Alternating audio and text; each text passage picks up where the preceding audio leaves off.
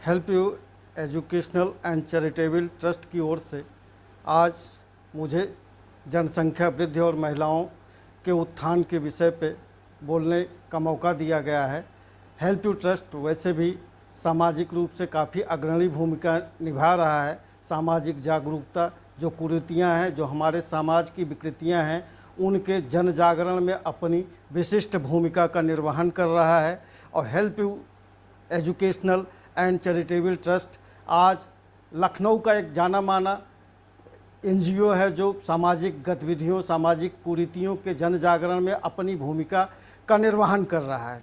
आज उसी के क्रम में जनसंख्या दिवस के अवसर पर मुझे जनसंख्या वृद्धि, इस जनसंख्या विस्फोट, इसमें महिलाओं की भूमिका के विषय पर अपने विचार रखने की बात की गई है।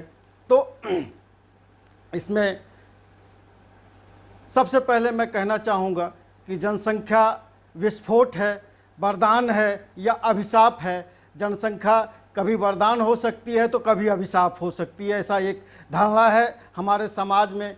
कुछ लोग कहते हैं कि ये अभिशाप है, कुछ लोग कहते हैं ये वरदान है।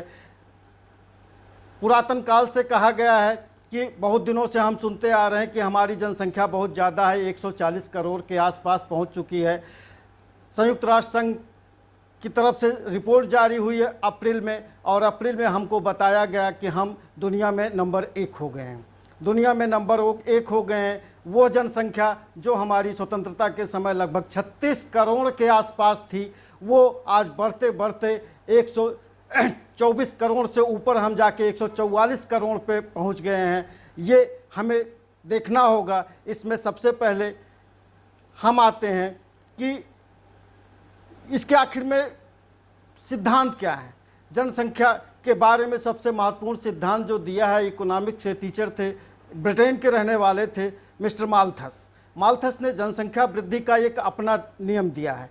उनका कहना था कि जनसंख्या वृद्धि और खाद्यान्न उत्पादन के वृद्धि में जो अनुपात होता है वो व्यतिक्रम में होता है। जनसंख्या ज्यामितीय गति से बढ़ती है, जबकि खाद्यान्न उत्पादन जो है हमारा वो गणितीय ढंग से बढ़ता है। गणितीय का मतलब 1 2 3 4 के क्रम में बढ़ता है, जबकि ज्यामितीय का मतलब 1 2 4 8 16 32 के क्रम में बढ़ता है। इस तरह से हमारी जनसंख्या, और उनका ये भी कहना था कि 25 साल में जनसंख्या हमारी 2 गुना हो जाती है। जबकि बाद के विचारकों ने ये माना कि नहीं, ये सत्य नहीं है, ऐसा नहीं होता है। खाद्यान्न, विकास, अशिक्षा, बेरोजगारी, ये सब कहीं ना कहीं एक दूसरे से जुड़े हुए हैं।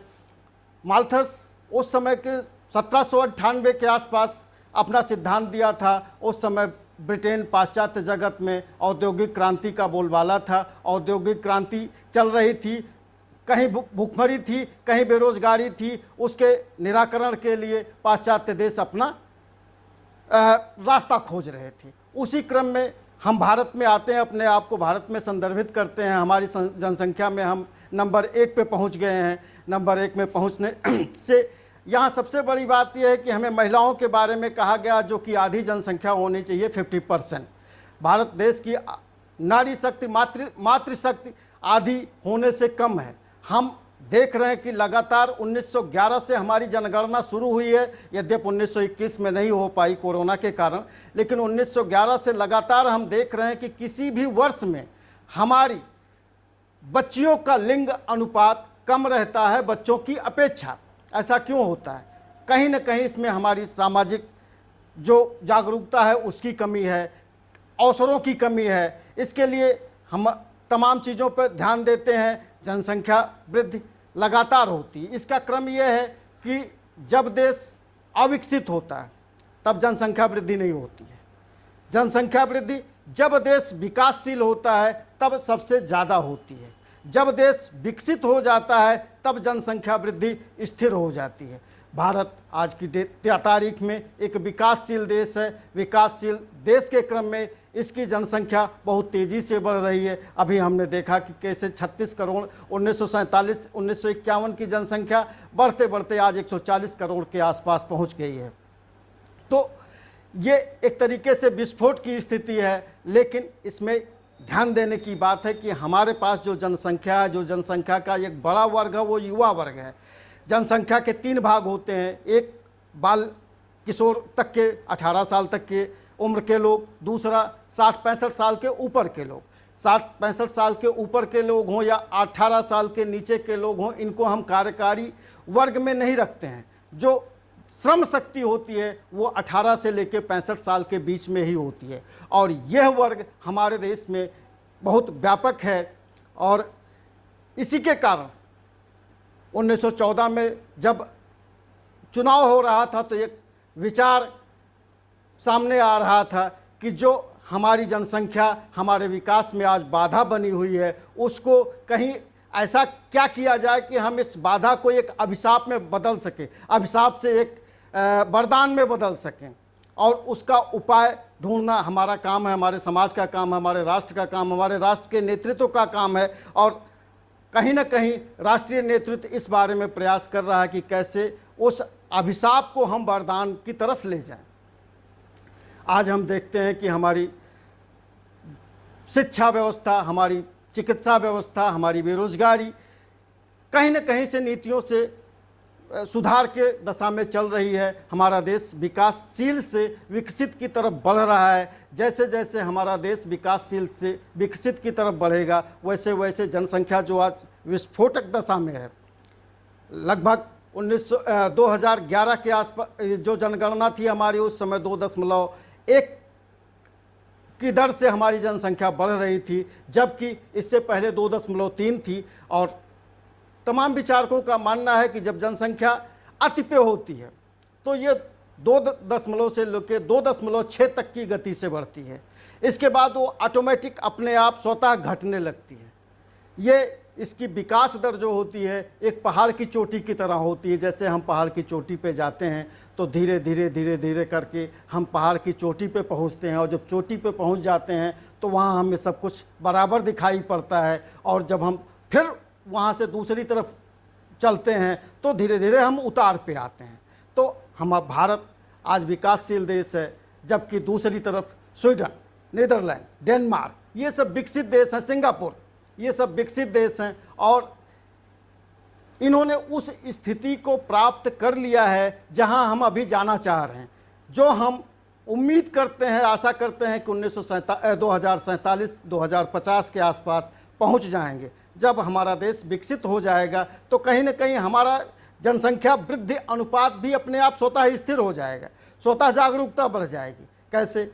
शिक्षा दर हमारी बढ़ रही है, चिकित्सा से हमने मृत्यु दर को अपनी नियंत्रित कर लिया है, बाल मृत्यु दर को काफ़ी अंश तक हमने नियंत्रित कर लिया है। बाल मृत्यु दर का सीधा संबंध जनसंख्या विकास से होता है, क्योंकि सामाजिक रूप से हम देखते हैं कि युवा इसलिए बच्चे ज़्यादा पैदा करते हैं कि 4 बच्चों में से 1 बच्चा तो जीवित रह जाएगा। लेकिन अगर 1 बच्चा पैदा हुआ और वही जीवित रह गया तो फिर उनको 4 की ज़रूरत नहीं पड़ेगी, वो 1 से ही उनका काम चलता रहेगा। तो शिक्षा का सीधा संबंध जनसंख्या वृद्धि से है, विकास से है। अब यहाँ भारत की सामाजिक संरचना थोड़ा अलग किस्म की है। भारत एक ऐसा देश है जहाँ सभी धर्म, सभी संप्रदाय, सभी जात, जनजात, सारे तरीके के लोग पाए जाते हैं। समानता किसी भी रूप नहीं। आर्थिक स्तर पे हम देखें तो बड़े नंबर 2-3 के उद्योगपति से लेके विपन्न जीवन जी रहे जनसंख्या, पॉवर्टी यानी कि गरीबी रेखा के नीचे का भी एक हमारे पास बहुत बड़ा वर्ग है। तो भारत में आर्थिक असमानता बहुत ज़्यादा है। आर्थिक असमानता का भी सीधा संबंध जनसंख्या वृद्धि से होता है। जो हमारा विपन्न क्लास है, जो हमारा गरीब तबका है, वो उसके पास ना तो शिक्षा है। अगर शिक्षा नहीं है तो वो क्या करेगा? घर पे रहेगा। घर पे रहेगा तो मनोरंजन के साधन नहीं है। मनोरंजन के साधन नहीं है तो वो मनोरंजन का साधन इसी तरह से ढूंढता है। कैसे? इसी के परिणाम स्वरूप जन वृद्धि हमारे यहाँ होती रहती है। इसी प्रकार धार्मिक रूप से हमारे यहाँ दो संस्कृतियां हैं, एक सनातन धर्म के साथ हिंदू संस्कृति, एक हमारी अरबियन संस्कृति। अरबियन संस्कृति में हमने शिक्षा व्यवस्था तो करी, उसमें भी दो तरीके की शिक्षा व्यवस्था हो गई। एक जो सामान्य शिक्षा है, जो सरकार की शिक्षा है, जिसमें समानता का एक सिलेबस बना हुआ है, जिसमें सारे लोग एक साथ पढ़ते हैं, एक साथ चीज़ें करते हैं। लेकिन एक दूसरी शिक्षा व्यवस्था समानांतर रूप से चल रही है, जिस पे कम से कम सोचने की ज़रूरत है। अगर हम नहीं सोचेंगे तो शायद इसको हम नियंत्रित नहीं कर पाएंगे। समानांतर शिक्षा व्यवस्था है हमारी, जो मदरसों में चल रही है। वहाँ धार्मिक शिक्षा दी जाती है। धार्मिक शिक्षा दी जाएगी तो जाहिर सी बात है, धर्म ग्रंथ हमारे आज से बहुत साल पहले लिखे गए, 100-200 साल नहीं, हज़ारों साल पहले, हज़ारों साल नहीं, कई हज़ार साल पहले। तो समय के साथ परिवर्तन आना चाहिए, परिवर्तन आता भी है। हम सनातन धर्म में भी तमाम कुरीतियाँ थीं।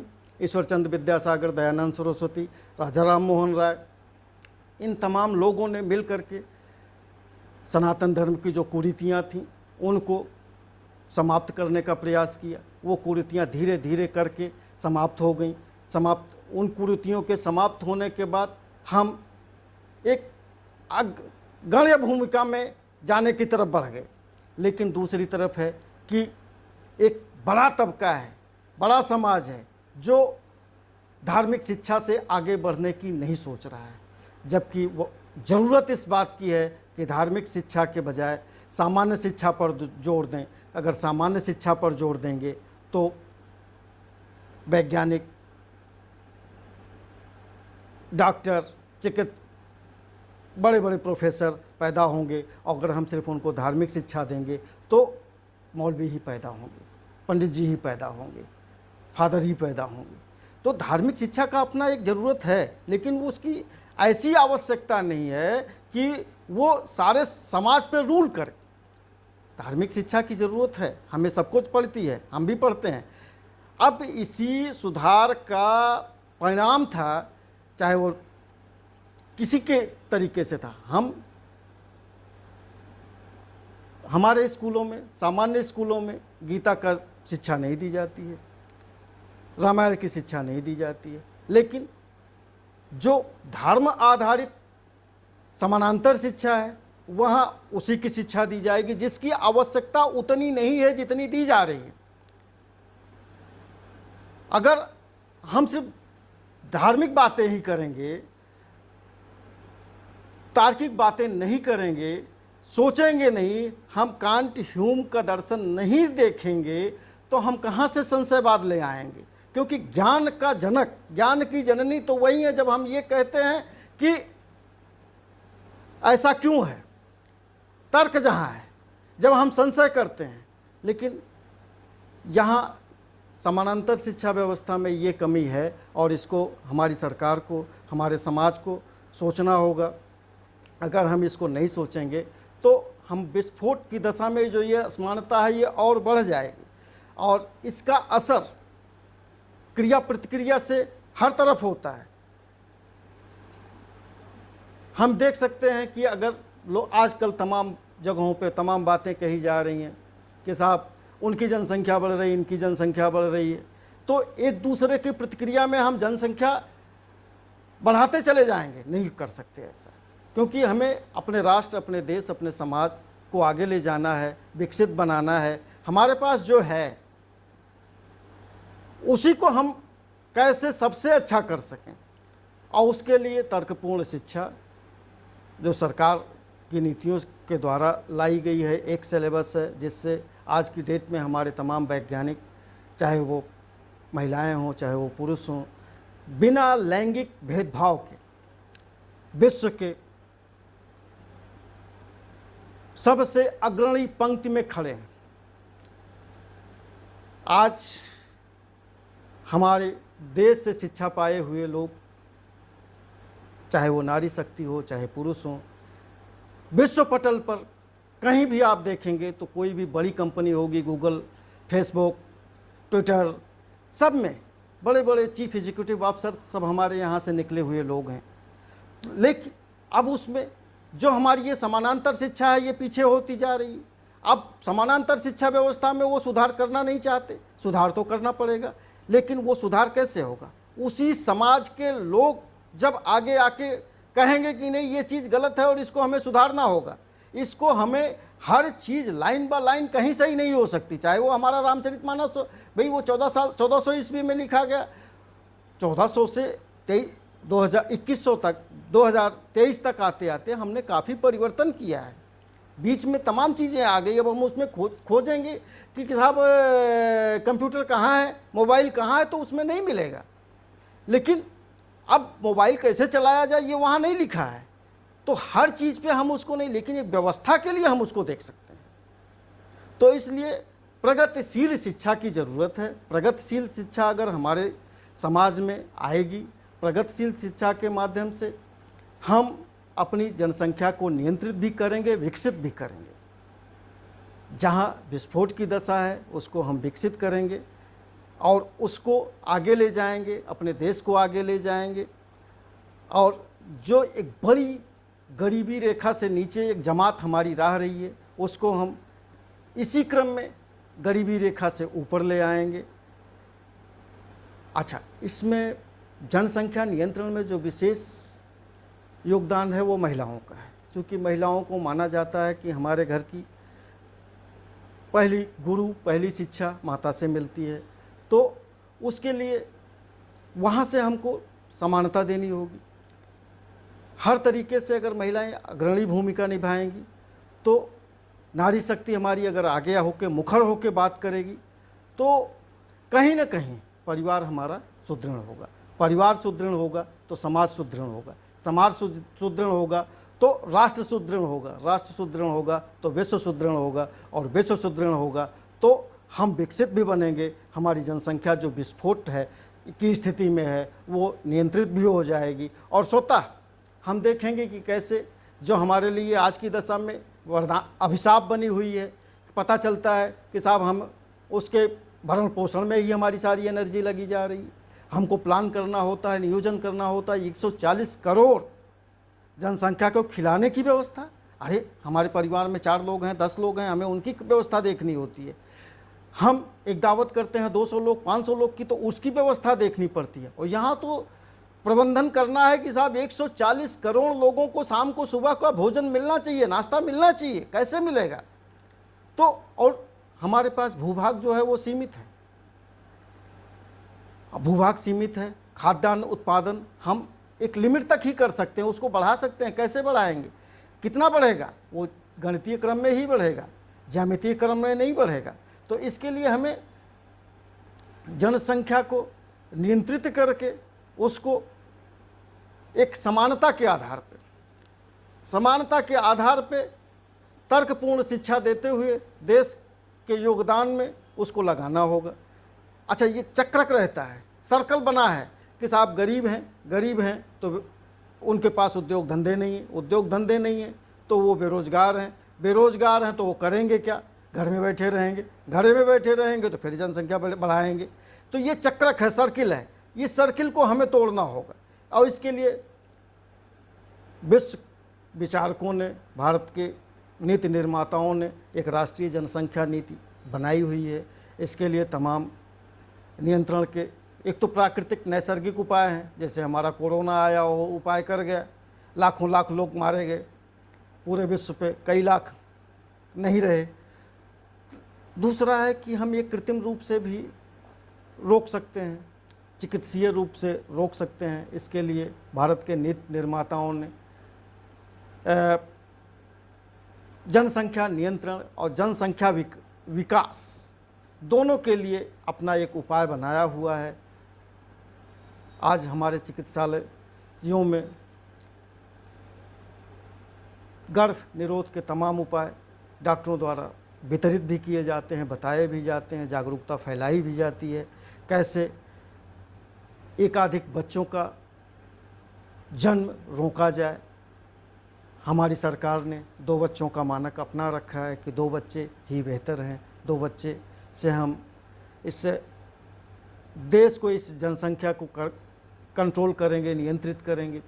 क्योंकि हम विगत में हमारा अनुभव थोड़ा अच्छा कम रहा, जब हमने थोड़ा इसको जोर ज़बरदस्ती के हिसाब से रोकने का प्रयास किया था। 1975 में तत्कालीन माननीय प्रधानमंत्री श्रीमती इंदिरा गांधी ने इमरजेंसी डिक्लेयर करी थी, घोषित किया था, और उस क्रम में जोर ज़बरदस्ती के आधार पर जनसंख्या नियंत्रित करने का प्रयास किया गया। और उस क्रम में आगे हम देखते हैं तो 81 की जनगणना और 91 की जनगणना में रेशियो हमारा बढ़ता हुआ दिखता है। जहाँ इसको जोर ज़बरदस्ती से लगाया गया था वहाँ जनता नाराज़ होगी, तो इसके लिए हमको जनता का सहयोग लेना होगा, जनता को प्रोत्साहनात्मक उपाय भी देने होंगे कि साहब ये आप कंट्रोल करेंगे, नियंत्रित क्योंकि अभी हम विकासशील दशा में, अभी हम विकसित दशा में नहीं हैं।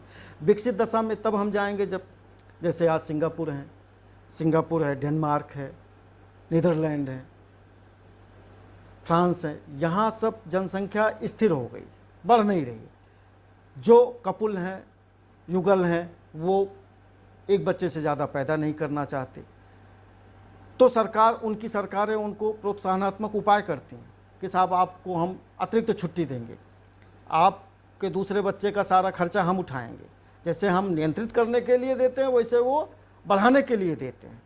लेकिन अभी हम उसके बारे में नहीं सोच सकते। अभी तो वो उन देशों की दशा है जहाँ जो विकास को प्राप्त कर चुके हैं, इनकी भी वही दशा थी। ऐसा नहीं कि वहाँ ये दशा नहीं थी। माल्थस का जब जनसंख्या सिद्धांत आया है तो वहाँ ब्रिटेन, फ्रांस, पुर्तगाल सबकी यही दशा थी। वहाँ भी औद्योगिकरण चल रहा था, बेरोजगारी बढ़ी हुई थी, भुखमरी थी। ऐसा नहीं कि ये अकेले भारत की समस्या है। अरे हमारे देखते देखते चीन, हालांकि चीन के बारे में कहा जाता है कि वो वन चाइल्ड पॉलिसी के तहत ऐसा हुआ, लेकिन नहीं, आज वो विकसित हो गया। विकसित होने के कारण वहाँ की जनसंख्या दर में गिरावट आ गई और उसकी जनसंख्या वृद्धि जो थी वो नियंत्रित हो गई। अब लेकिन दूसरे स्वरूप में हम देखेंगे तो वो चूँकि विकसित हो गया तो वहाँ स्थिरता आनी थी। वही स्थिरता अगर हम भारत में भी विकासशील से विकसित हो जाएंगे तो यहाँ भी स्थिर हो जाएगा। आज की दशा आप देखिए, जो संभ्रांत परिवार हैं वहाँ आपको बच्चे ज़्यादा नहीं मिलेंगे। जो आर्थिक रूप से कमज़ोर सेक्शन है, कमज़ोर वर्ग है, वहाँ आपको बच्चे ज़्यादा मिलेंगे, वहाँ बच्चों की पैदावार ज़्यादा मिलेगी। क्यों? क्योंकि जो शिक्षित हैं, उच्च पद प्रतिष्ठित हैं, उनको पता है कि साहब 1 से 2 बच्चे पैदा करेंगे तो दोनों का खर्च वहन करना होगा, दोनों को स्कूल भेजना होगा, दोनों को पढ़ाई लिखाई में खर्चे लगेंगे। और इससे बेहतर है 3 बच्चे हैं तो तीनों को लगेंगे, 4 हैं तो चारों को लगेंगे। जबकि जो हमारा निचला तबका है उसको ये सब सोचने की फुर्सत कहाँ है? ये सब वो सोच नहीं सकता, समझ नहीं सकता। अगर उसकी अच्छी शिक्षा है तो सोचेगा। वो इस प्रतियोगिता के दौर में अपने आप को, अपने परिवार को आगे ले जाने का प्रयास करेगा, कैसे अपने जीवन स्तर को बढ़ाया जाए इसके प्रयास करेगा। तो अच्छा, इसमें जो हमारा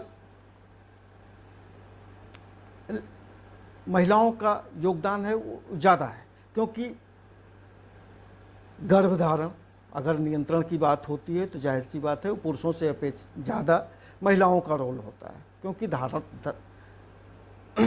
धारण तो उन्हीं को करना है। तो उनको जागरूक करना, उनको समाज में आगे ले आना सबसे ज़रूरी है। अगर हम सारी महिलाओं को, अपने देश की सारी महिलाओं को शिक्षित कर दें तो एक, ठीक है, ये लग रहा है कि साहब ये यूटोपिया है, ये सिर्फ काल्पनिक है, सारी महिलाएं अत्यंत उच्च शिक्षित हो जाएं तो हम देखेंगे कि जनसंख्या अपने आप नियंत्रित हो गई, आपको कुछ करने की ज़रूरत नहीं।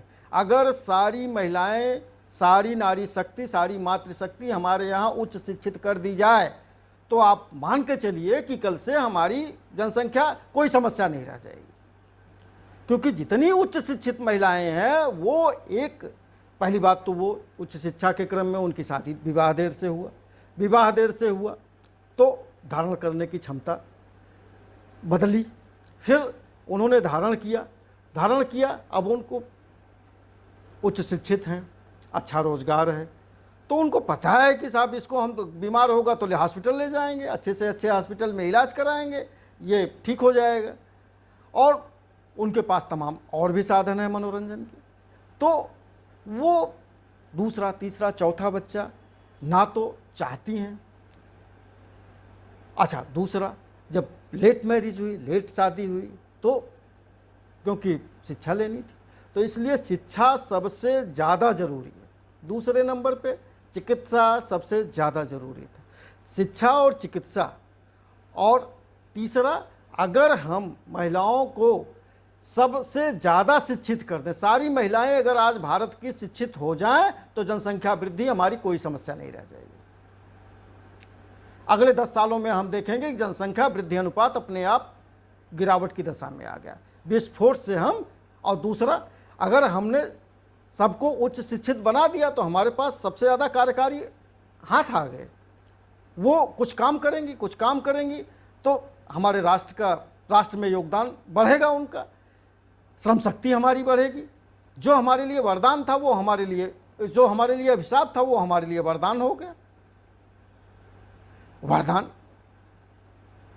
हम अपनी युवा शक्ति को, जो आज खाली बैठी है, बेरोजगार है, अशिक्षित है, उसको शिक्षित करें, उसको रोजगार दें। और इस क्रम में अगर हम सबको शिक्षा, उच्च शिक्षा, सबको काम, सबको रोजगार, सबको चिकित्सा, सर्वसुलभ चिकित्सा इतना उपलब्ध करा ले जाते हैं, तो जनसंख्या वृद्धि हमारी स्वतः नियंत्रित हो जाएगी। उसके लिए ना तो हमें जोर ज़बरदस्ती करने की ज़रूरत है, ना हमको नसबंदी कराने की ज़रूरत है, ना हमको कोई अभियान चलाने की ज़रूरत है। हमें ये मूलभूत चीज़ें हैं, समाज की सामाजिक संरचना में इनका सबसे ज़्यादा योगदान है। और जिस दिन हमने ये सामाजिक अपने दायित्व की पूर्ति कर दी, या हमारे नीति निर्माताओं ने सर्वसुलभ करा दिया, उस दिन ये समस्या गौड़ हो जाएगी। आज हमारे पास क्या है कि सरकार लगातार प्रयास कर रही है, ऐसा नहीं कि हम वहीं के वहीं बैठे हैं, लेकिन ये एक दौर है, ये दौर है। और ठीक से अगर हम देखेंगे तो 2001 से 11 में, 11 से 21 में तो हो नहीं पाई, लेकिन ये लगातार अब हम 2.12 माने कि 6 से 3 पे आए, 3 से 1 पे आए, तो 2 से 2.6 वाली जो रेशियो है ये कहीं ना कहीं अभी है। लेकिन अगर हम 2.1 है, हो सकता है कि 31 तक जाते जाते हम 2 से नीचे आ जाएं। 2 से नीचे आ जाएंगे यानी कि हम धीरे धीरे स्थिरता के दौर में आ रहे हैं। 3 स्टेज, एक तो जन्म दर ज़्यादा, मृत्यु दर ज़्यादा, विकास वृद्धि दर कम, बराबर, लगभग बराबर स्थिर। दूसरा दौर विकासशील का, अविकसित, विकासशील, विकसित, जन्म दर ज़्यादा, मृत्यु दर ज़्यादा, जनसंख्या वृद्धि स्थिर। ये हमारे यहाँ लगभग 50 के पहले की दशा थी, 60 के पहले की दशा थी। लेकिन दूसरे दौर में जब देश विकासशील होता है, सारी चीज़ों की संस्थापना होने लगती है, तब अब जनसंख्या तेज़ी से ऊपर बढ़ती है, तेज़ी से उसका ग्राफ ऊपर बढ़ता है। और मृत्यु दर, चूँकि सबसे पहले तो हम मृत्यु दर को कंट्रोल करते हैं, नियंत्रित करते हैं, और जितने बच्चे होते हैं सबको चिकित्सा देने का प्रयास करते हैं, सबको स्वास्थ्य लाभ कराने का प्रयास करते हैं। तो इस क्रम में जनसंख्या जो आए वो सब सही हो गए, अब साफ जनसंख्या बढ़ गई। लेकिन जब तीसरा क्रम आता है हमारा, जब सबको, समाज को विश्वास हो गया कि साहब सब ठीक है, तो जनसंख्या ऑटोमेटिक स्वतः स्थिर हो जाती है। और एक दौर ये भी आता है जब गिरावट की दशा आ जाती है। आज तमाम देशों के बारे में हम ठीक से देखें, अध्ययन करें, तो वहाँ जनसंख्या दर लगातार गिरावट में है, कम हो रही है। वहाँ की सरकारें परेशान हैं कि साहब हम अपने देश के जनसंख्या स्तर को कैसे मेंटेन करें। वहाँ का कपुल, वहाँ का युगल बच्चा पैदा ही नहीं करना चाहता। क्यों? क्योंकि वो अत्यंत विकसित हो गए। वहाँ सबके हाथ में काम है, सबको अपना करियर बनाना है, किसी को विवाह से कोई मतलब नहीं, बच्चा तो और भी नहीं पैदा करना है। तो अब एक पार्ट इसमें और भी आता है कि अगर ये असंतुलन इसी तरीके से बना रहा, चाहे आर्थिक असंतुलन है, हमारे यहाँ लैंगिक असमता भी है कि पता चला कि बच्चियों का पैदाइश तो ज़्यादा है, लेकिन वो जब हम देखते हैं कि युवा वर्ग के आंकड़े लेते हैं तो उनकी संख्या कम हो जाती है। तो ये कहीं न कहीं से गड़बड़ आ रहा है। तो ये अनुपात अगर आप विकसित देशों का देखें तो वहाँ इस लैंगिक अनुपात भी लगभग बराबर है, मेंटेन है। हमारे यहाँ क्या देखेंगे, चाहे भारत हो, चाहे पाकिस्तान हो, चाहे जो विकासशील देश हैं, वहाँ लैंगिक असमानता भी दिखती है। क्या होता क्या है कि बच्चों की चाह में एबॉर्शन होना है तो साहब बच्चियों का एबॉर्शन करा दिया। हालांकि हमारी सरकार ने इसके लिए एक सख्त कानून लागू किया है और होना भी चाहिए, इसका कड़ाई से पालन भी किया जाना चाहिए। तो ये सारी चीज़ें ऐसे हैं जिसको अब अगर लैंगिक असमानता रही, आर्थिक असमानता रही, समानांतर शिक्षा व्यवस्था रही, तो इसका असर कहीं ना कहीं हमारी लोकतांत्रिक व्यवस्था पर भी आता है। कैसे आता है कि एक संरचना बनी हुई, एक हमारी सामाजिक संरचना है, एक हमारी व्यवस्था है, उस व्यवस्था में बिखराव पैदा होता है। बिखराव कैसे होगा कि साहब पता चला कि आप फलाने वर्ग के हैं, उस वर्ग ने ज़्यादा बच्चे पैदा कर दिए तो उसका अनुपात बढ़ गया, क्योंकि एक वोट है, एक वोट का अपना महत्व है। तो लेकिन अगर सबको सर्वसुलभ शिक्षा कर दी जाए, सर्वसुलभ शिक्षा और अच्छी शिक्षा हो, तर्कपूर्ण शिक्षा व्यवस्था हो, तो ये असमानता भी स्वतः ही दूर हो जाएगी। तो ये जो बेसिक चीज़ है वो शिक्षा, स्वास्थ्य, बेरोजगारी और औद्योगिकरण तो है ही है। अच्छा, जब हमारे पास खाने को नहीं होता तो भूखमरी रहती है। ये दशा होती है अविकसित देशों में। देश अविकसित है, समाज अविकसित है, तो वहाँ खाद्यान्न भी कम है, बच्चे ज़्यादा पैदा हो रहे हैं, भरण पोषण हो नहीं पा रहा और उनकी मृत्यु दर ज़्यादा रहती है। जब हम विकासशील की दशा में आते हैं तो खाद्यान्न भी किसी तरीके से, हमारे यहाँ हरित क्रांति हुई, श्वेत क्रांति हुई, इस तरीके से खाद्यान्न की मात्रा हमने काफ़ी बढ़ाई और आज हम अपना तो भरण पोषण कर ही रहे हैं, विश्व के तमाम देशों का भी भरण पोषण कर रहे हैं। जब सारे दुनिया में खाद्यान्न का अकाल पड़ा होता है तो हमारे यहाँ से निर्यात होता है, लेकिन उसकी भी एक सीमा है। जो हमारी धरती माँ है वो हमें खाने को देती है, लेकिन उसकी भी अपनी सीमाएं हैं। हम उसमें फर्टिलाइज़र डाल के और ये सब करके कितना दोहन कर सकते हैं, उसकी एक सीमा है, असीम नहीं है। और इसलिए हमको जनसंख्या को इस अनुपात में स्थिर रखना होगा जिससे ना तो सामाजिक असंतुलन हो, ना ही खाद्यान्न की समस्या हो और ना ही लोकतंत्र के साथ समस्या हो। और 1950 की हमारी ये कल्पना है, हमारे वर्तमान माननीय प्रधानमंत्री जी ने घोषित किया कि 2047 तक हम विकसित देश माने जाएंगे, हम अपने देश को विकसित बना देंगे।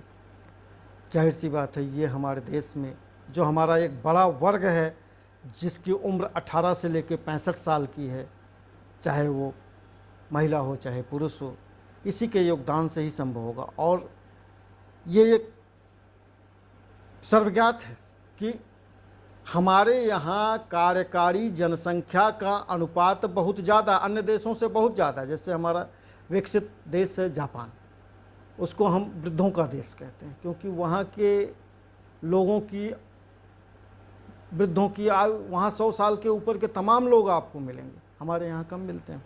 हमारे यहाँ अभी 70-75 साल की, 76 या 77 है औसत आयु है, लेकिन जापान में ये 80-90 तक पहुँच गई है। तो उसको हम वृद्धों का देश कहते हैं। वहाँ कार्यकारी हाथ बहुत कम है, हमारे देश में अभी इसकी कमी नहीं है। हम अपने कार्यकारी जनसंख्या को, जो हमारे लिए अभिशाप थी, उसको हम वरदान बना सकते हैं। अगर हम उसको काम दे दें, उसके हाथ में काम थमा दें, तो वो काम करेगा और प्रोडक्ट करेगा, उत्पादन करेगा, और उस उत्पादन से हम विश्व को खिला भी सकते हैं और विश्व को निर्यात करके हम अपने देश को विकसित बना भी सकते हैं। और इसमें चाहे वो मातृशक्ति हो, चाहे वो पुरुष शक्ति हो, चाहे वो समाज हो, चाहे राष्ट्र हो, सब एक एक बच्चे को, एक एक पुरुष को, एक एक नारी को अपना योगदान देना होगा और देना भी चाहिए। अगर हम ये करेंगे तो 2050 में हमारे माननीय प्रधानमंत्री का संदेश शायद गलत नहीं होगा और हम विश्वगुरु भी बनेंगे और विकसित राष्ट्र भी बनेंगे।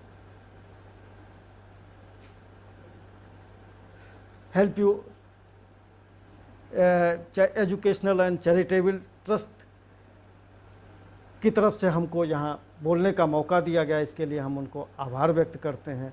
और इनके बारे में कौन नहीं जानता, लखनऊ से निकल करके आज ये पूरे प्रांत में, पूरे देश में धीरे धीरे अपना विस्तार इनका हो रहा है और इनकी सामाजिक सेवाएं लोग याद करते हैं, चाहे वो धर्म के क्षेत्र में हो, चाहे समाज के क्षेत्र में हो, चाहे वो सामाजिक कल्याण के लिए हो, सामाजिक जागरूकता के क्रम में हो।